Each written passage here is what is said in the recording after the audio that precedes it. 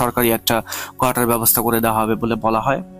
তো ওনারা সেখানে শিফট হওয়ার পরে হচ্ছে ঘরটার বর্ণনা দেন উনি আমাকে।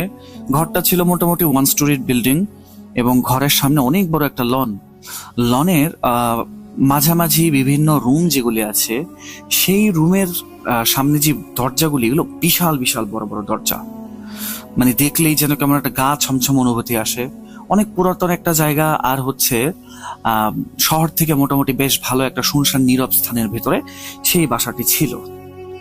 তো ওনারা সেখানে শিফট হওয়ার পরে হচ্ছে সুফিয়ান সাহেব ওনার কাজে মনোযোগ দেওয়া শুরু করেন।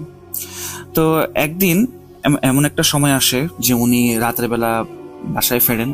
তখন হচ্ছে ওনার বাবা মা এবং ওনার ওয়াইফ প্লাস হচ্ছে ওনার একটা ছেলে ছিল, তারা এই বাসায় মূলত থাকতো।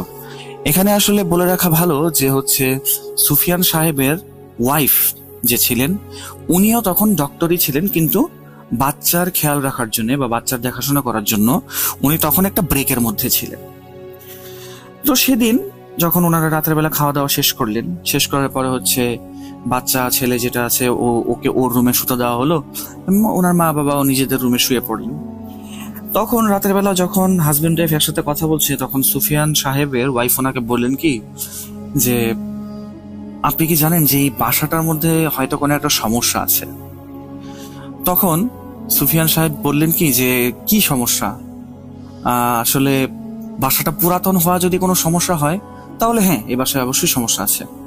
তো ওনার ওয়াইফ কিছুটা হচ্ছে রেগে গিয়ে বললেন কি যে আমি কি, তোমার কি মনে হয় আমি কি এরকম টাইপের কোনো মহিলা যে হচ্ছে শুধু শুধু অকারণে এই ধরনের কথাগুলো বলবো? আমার কথা তো তুমি শোনো আগে।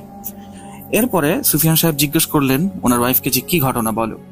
উনি বলেন কি বাসায় যেন কেমন একটা অদ্ভুত অনুভূতি হয়, এটা বোঝানো যাবে না আসলে।